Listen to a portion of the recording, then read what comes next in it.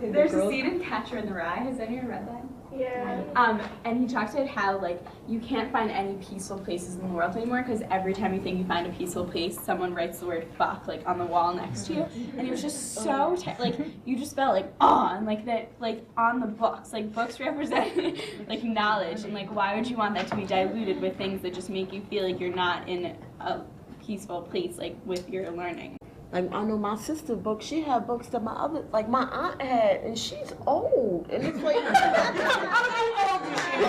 don't mean to say it like that, but she's like older than her, and she's getting the same books. And then my aunt would get books that my grandmother would have, and it's like really bad. And like, we could trace them back. Oh, did you have this book? Yeah, I had the same book. Did this have this in it?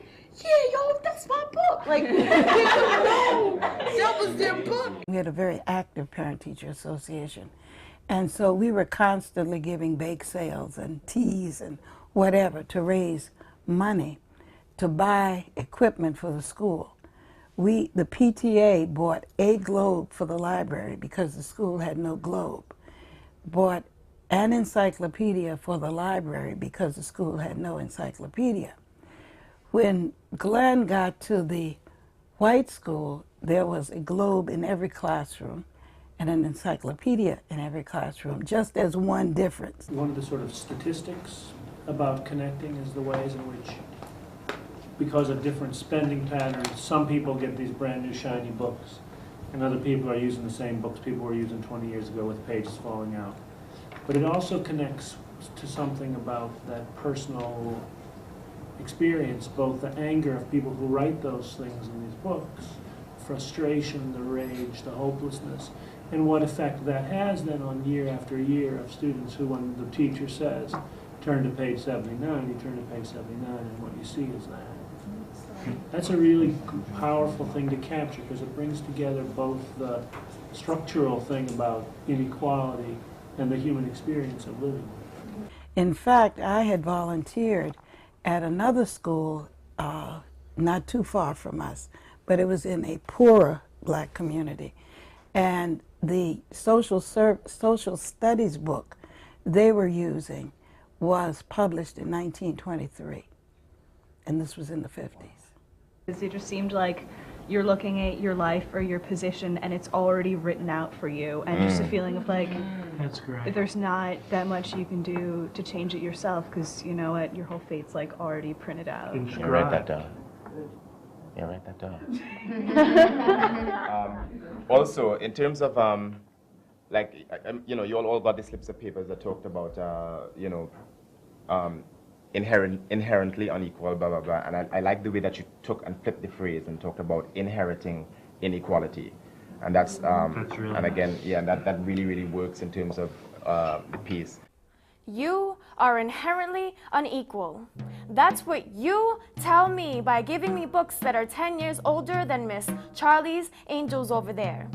Yeah, you, Señor Sud con su striped corbata and your bandera americana. I inherit inequality because you put me in the back of Miss Kramer's class when we had supervisors scanning the room, overlooking black bodies with books that have starch colors. You're overwhelmed with pretty blue-eyed faces and shining books and initials embedded into their hard cover. The junior high school I went to, there were no labs. We did labs with books. You know, you did a lab with a book, so you wrote it all out, but you didn't go in there and figure it out. You know what I'm saying? You did not go and do it. So when I get to high school, we go to a real lab and with test tubes, whatever, and the teacher came in and said, well, we're going to do a lab experiment you probably did in junior high school already, just to refresh your memory. And I stood there paralyzed because I had never dealt with a Bunsen burner. I had never dealt with a test tube. I had dealt with it in the make-believe world of, and you know, there are still schools where they teach science but no labs. It's really just like, this is my experience, and like, I'm not trying to make it cute, and I think that that's the best poetry, you know, in certain ways, because it's like Roger saying, it's just honest, you know, and the poetry can be crafted out of that. Subway tourist map don't go further than 125th Street equals I'm not here. AB squared equals AABB. Excuse me, Caitlin, can I borrow your book, please? I think someone stole mine. I would. I'm sorry, but I can't. Equals, I would, but my father told me not to get Puerto Rican fingerprints on it. He doesn't want me involved in a crime. Brought up better, yet I inherited inequality. 440 plus x equals what? AB squared equals who? Nothing. This is, in fact, my poker face, Mr. Suit con su striped corbata en your bandera americana. Take that red, white, blue off and look at me. So I really commend you for putting so much emotion into it. I like that. So I want you to put movement to your spoken word, like you did the last time. All right, you'll have about 15 minutes.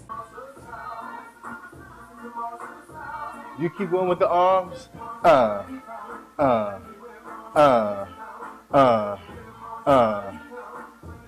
Inferiority affected my mind. Had me blind to my history's accomplishments. And Travis, throw it from the back. Bop.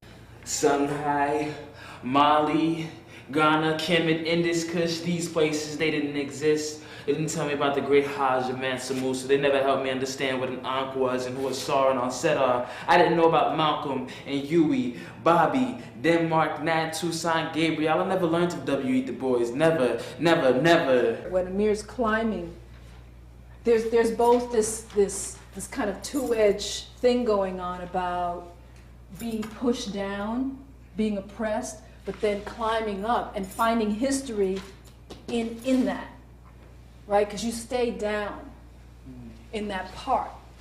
You're still down there. So it's both the place that feels kind of heavy, and at the same time, it's where you begin to find your history.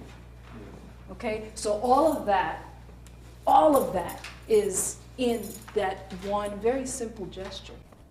If you've ever been to a poetry reading, when you listen to people's poems and it's speaking to you, it's about something that you've experienced, it gets you. You feel it all through your body. You get cold, you know, you get stiff. You're like just listening, you know. It's crazy, you know, it really messes with you. There's definitely a connection, you know. Poetry has the power to move people. Books, words, language has the power to move people. You can definitely move people, you know. It was your son, if you were born soon in black, prompt. That wouldn't apply to you, would it? Because of that plaque hanging in your home office, you know, the one you had added a year ago just so you can spend more time at home? Because of that plaque hanging in your home office, the one you remodeled the basement den for, so you can spend more time at home. No, that would have no justification in the categorization of your offspring, because his genetic makeup would be just fine. That would have no justification in the categorization of your offspring. His genetic makeup would be just fine, at least from what you contributed to the baby-making process. Whose genetics exactly are inferior? Whose genetics exactly are inferior? Whose genetics exactly are missing a few crossbars on the double helix? Whose genetics are you examining? Whose genetics exactly are you examining through your microscope? When you do your first jigger, we're going to touch the floor. Right, so you go left, right, right, left. Try to touch the earth. Okay, so go 1, 2, up, 1, 2.